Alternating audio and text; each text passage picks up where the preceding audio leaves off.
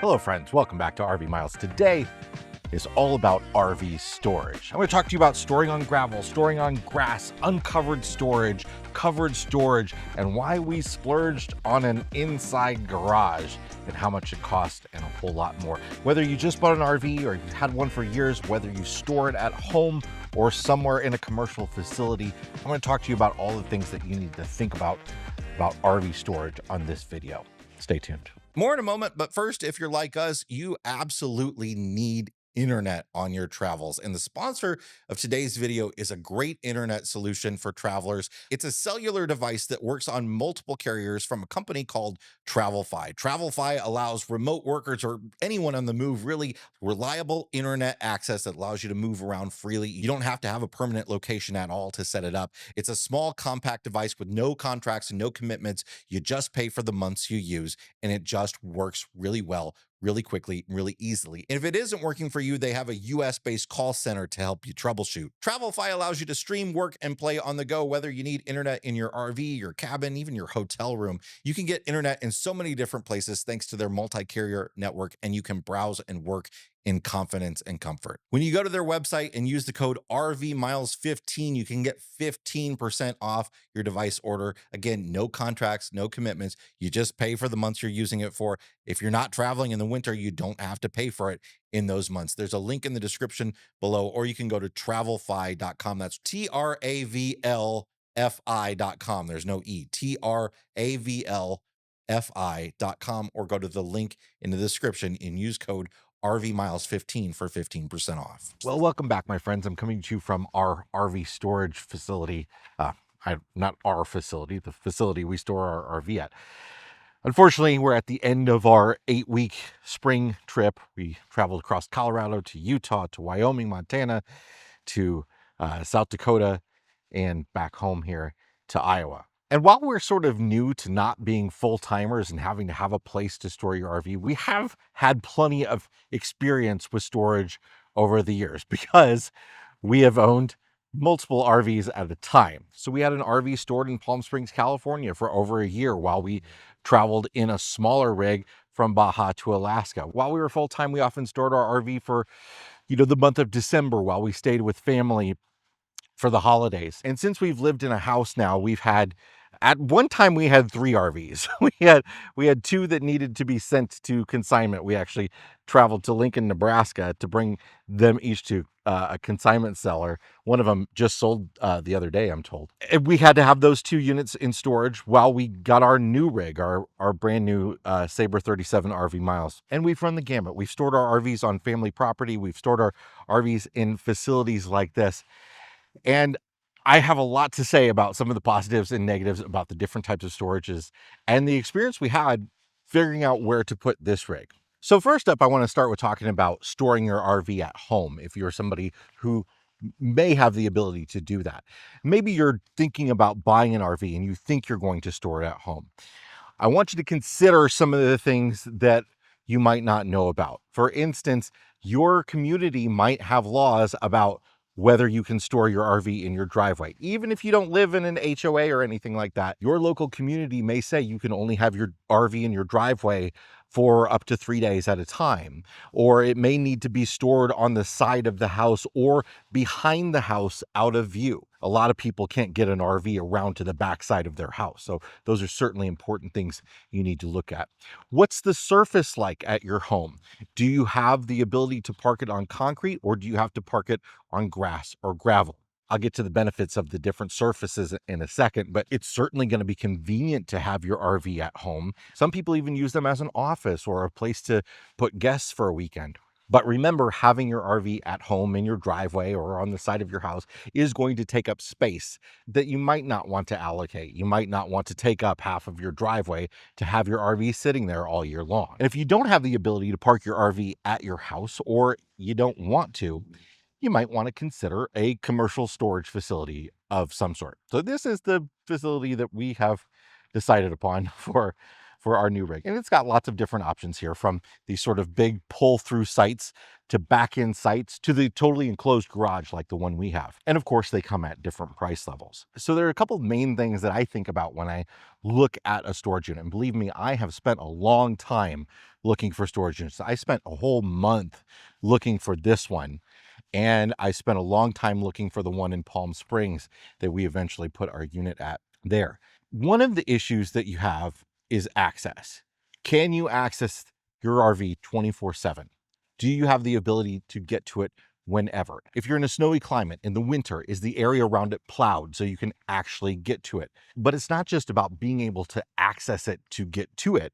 It's about being able to easily access it to park your rig. So at this facility here, these pull-through sites, they've got plenty of room to drive in, unhook, and pull out. Our big garages over here, there's a ton of room between this row of RVs, which is the last row of RVs, and those garages over there. I have plenty of room to be able to pull straight so I can back in straight, which is really important, as you'll see in a moment when I give you a little tour of our little space over there, because it's tight. You'll notice all the parking out here is angled, which is really nice. It makes sure that you don't need to do a 90-degree back in, which is very, very hard to do, especially when you're trying to tightly park your rig between two other RVs. This facility has several gates. There's actually 3 different gates. I can go in and out of any of them. So depending on where your unit is, you have really easy access to drive in from any direction. And they all have a gate code to allow you to get in and out. And I also have a code on my garage door. Now, this is where I want to talk about safety and security, which I think is one of the biggest factors people look for when they look for a storage facility.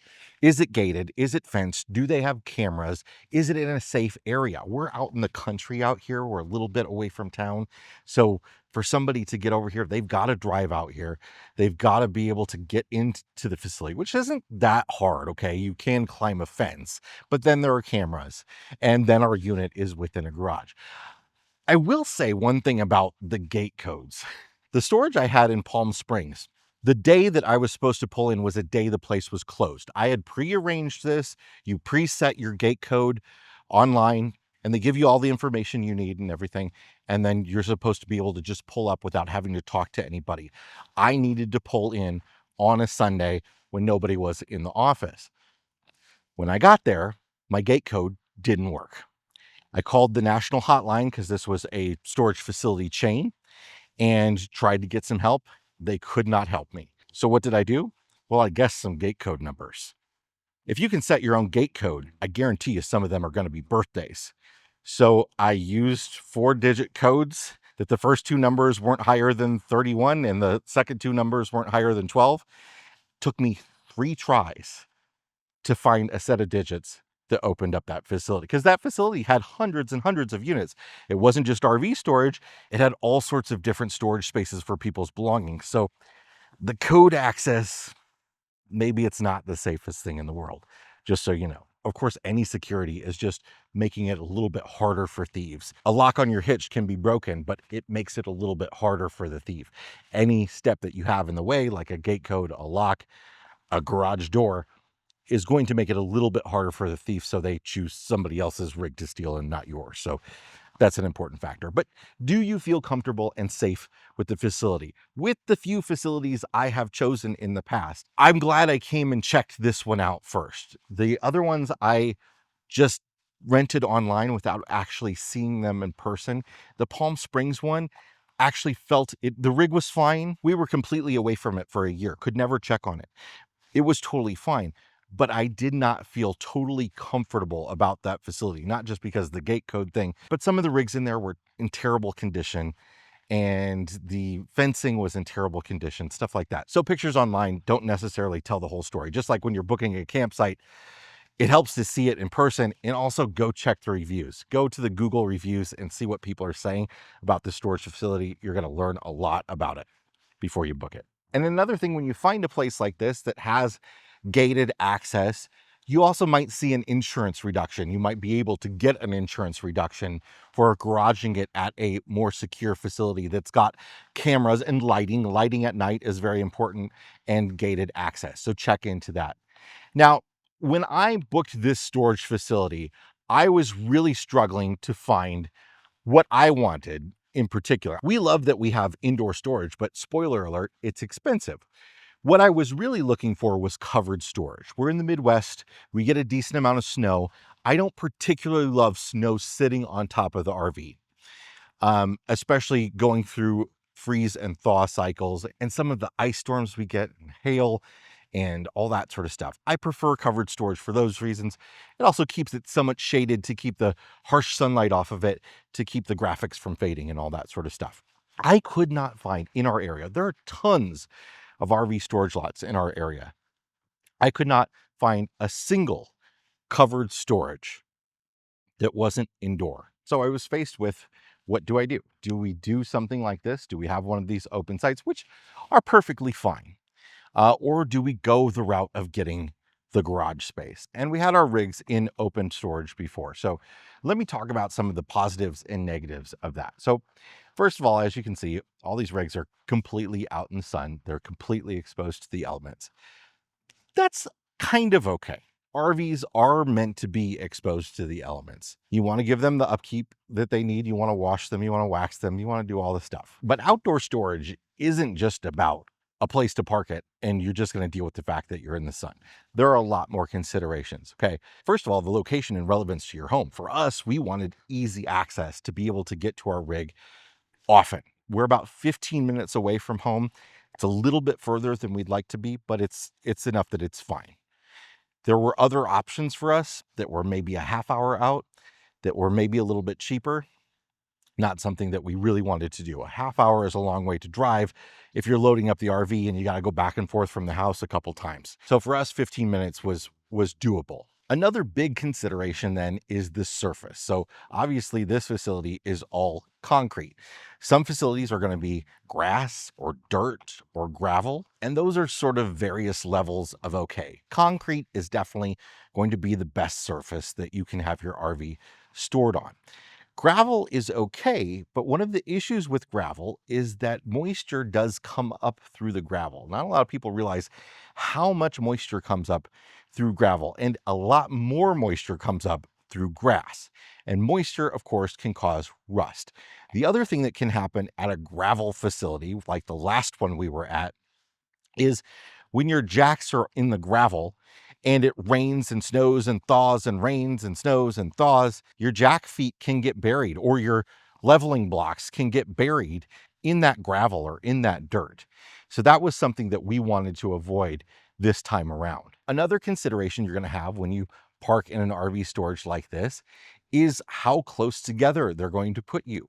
Usually you're going to be about this close together, which is a little too close to put your slides out. Now, nobody wants you to leave your slides out in storage. You shouldn't be, for many reasons, but also the storage facility is not going to allow you to, because you're going to be impeding on the other person's site. But if you want to be able to put your slide out briefly on a load up day, for instance, make sure you've got the room to do so. And often in facilities like this, you might not even have the room to put your steps down, especially if you've got the fold down solid steps. And that's why those steps are removable. They have a couple pins that come out. So when you get to storage, you pull it off and then you have the ability to get in and out of your rig. So one thing you might have considered for when you're parking your RV outdoors is doing something like this rig over here and getting a cover. The cover is going to keep the sunlight off. It's going to keep the rain off. It's going to keep the snow off. It's going to help with protection from things like hail and all that. And a cover seems like a really good idea to a lot of people, but you might notice that this is the only RV in this entire lot that is covered. So the benefits of the cover are obvious, but there are quite a few drawbacks to a cover as well. First of all, they're difficult to get on. It's usually going to take a couple people at least to get a cover on, and you're probably going to want to have some sort of ladder with you. Usually they do have access through like a zipper door for you to be able to get it in and out of the RV with the cover on. So you don't have to take the cover off if you want to get into it. The biggest issue with the cover is that if they are ill-fitting, this one seems to be cinched up pretty tight. they can flap pretty strongly in the wind. And that flapping in the wind can actually cause more damage to the outside of your RV, more damage to the decals or paint or whatever it might be. And you think you're doing this to protect that, and you might be doing some damage to it. The other thing is, if moisture does get under the cover at the top, if you get a leak in it or something like that, it's much harder for that moisture to evaporate. So it's there and it can seep into things and it can freeze and thaw and all that sort of stuff, which is what causes damage. So I don't particularly love covers. They're a good option for some. The trick is to just get a really good cover if you're going to cover your RV. Don't cheap out on a cover because you could cause more damage than it's worth. I do recommend, however, something that these folks have done is putting a cover over your tongue jack. If you have an electric tongue jack on the outside of your RV, this one is held down by the tow chains, and those tongue jacks can really get damaged in like freezing rain and snow. So there's a good reason for those. Now, in the past, when we've looked at ground storage like this, it's ranged between usually like 50 and $100 a month. And that of course depends a lot on the real estate where you are. If you're parking on grass or dirt, maybe you can get it as low as like $25 a month. You're not going to get any lower than that really usually. And the more you pay, the more you're usually going to get out of it. And paying a little bit more, like these sites I think are between $100 and $125 a month. Did I say a night earlier? I meant a month. And you know, to me, that's worth it to have the gated access and to have the concrete and to have your own site. Sometimes you don't have your own specific numbered site either. Sometimes the storage facility just says, yeah, you just come in and park it in whatever's open. And it's nice to have kind of your spot. So we decided to go the garage route because this RV is a little special to us. And of course, it depends on the value of the RV to you. Of course, they're all, you know, they all cost a lot of money. They're all have some sort of value. And ours is valuable, but also has a really intrinsic value to us because this is a floor plan we designed. This was our collaboration with Sabre, our 37 RV miles, and we want to keep this forever. So we sprung for a totally enclosed RV storage. So where that may have cost us $100, $125 a month, this costs us $380 a month. It's a 14-foot wide by 50-foot long garage, and our rig fits in it, and it actually could go back a little bit further, and it's completely covered and protected from the elements. And we have the room to store extra stuff in here. We have the room to pull stuff out of the rig and leave it on the ground while we clean out storage bays and all that sort of stuff. We have power that we can plug into, which is super helpful. Now, if we were outside, we have a great solar setup, and we would be able to keep our batteries charged easily through the sun, even be able to keep the fridge on. But not everybody has this solar. Also, the solar panels are protected from hail and stuff like that. And this facility is brand new. So this garage was clean.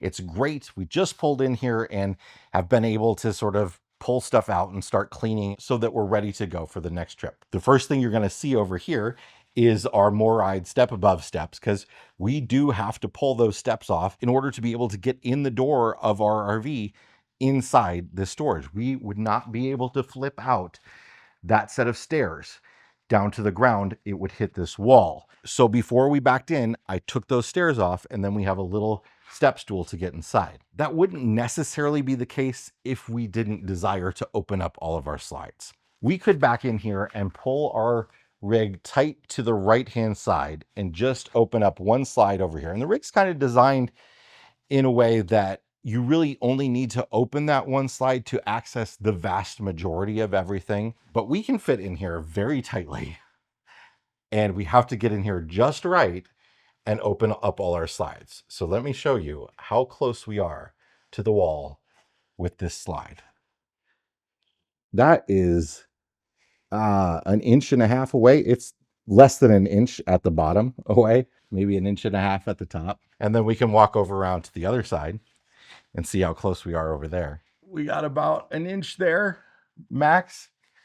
And then the big kitchen slide here, got a little bit more room here. We got about maybe 5 inches there on the big kitchen slide. But actually down where the wheel fenders are, maybe there's only 1 or 2 inches down there. So it's as tight as can be. You would not want to get any closer than this. And in order to do that, in order to be able to open up all the slides, we have to back in here perfectly, not just at the perfect spot left to right, but we also have to be perfectly straight. If we're on any sort of angle, it's not going to work. So this maybe took 3 or 4 tries this time to get in here. We've got a line taped on the ground, so I know exactly where to go when I back up. And there you can see the step stool that we have to use to get up in. Actually, we really need a 3-step stool for this. But this storage affords us the ability to, like I said, clean everything out. Affords us the ability to plug in. We can leave stuff in the refrigerator because we're plugged in. Although, like I said, because we have great solar and batteries, that really wouldn't have been a problem for us outdoors.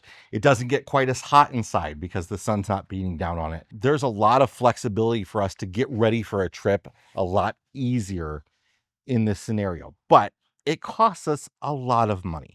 $380 a month is a lot of money to store your RV. And again, for you, that might come down to the value of your RV.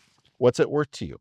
What's the convenience worth to you? There are other storage facilities like National Indoor RV Centers where you pull your rig up to them and they take it in and they store it for you, and you give them a call and they cool your fridge down. They pull your rig out, they fill it with water, they fill your propane, they do all of that kind of stuff. So then when you arrive, it's ready to go for you. There are definitely great options like that for the person that has the really high-end RV, the person that has the income to be able to spend that kind of money. For us, it's tight. We don't want to spend that kind of money. We would love a better option. In fact, we found other options that were a little bit cheaper, but there were waiting lists. So it's really important if you're looking for storage, actually to start looking as soon as you're looking at buying the RV, because you might not be able to quickly get exactly what you want. So we're kind of at crossroads. We're considering, do we keep this? It's great to have. Or do we maybe move to one of the open ground sites? Again, if it existed in my area, a covered site would be great, especially a covered site that had a battery tender plug-in would be fantastic, but it just doesn't exist here. So you might be stuck with just what you can find in your area, and you're going to have to make some compromises, just like we do with every portion of RVing. RVing is all about compromises. Where we go, what we buy, what we do, all of it's compromises. I also feel really good about pest control in this space, and that remains to be seen. Of course, bugs and mice could get in here, but are they as likely to get in here as they would be if the RV was outside? I don't think so. So there's a lot to consider, but importantly, you need to consider the surface you're parking on, the security of the area, whether your RV could get broken into or worse, stolen. The climate, are you protecting your RV in a way that makes you comfortable? The access, can you get to your RV and can you easily back it in? Can you do all that sort of stuff? Those are really important factors to consider when you're figuring out where to store your RV. I'd love to know in the comments where you store your RV, where you've stored your RV in the past. Does anybody have RV horror stories? Let us know down below. Thanks so much for being here. If you're coming through this area in September, I hope you'll consider coming to our homecoming rally. It's in Amana, Iowa, right along I-80. It's a great campground. It's a great town, lots of historic stuff to do.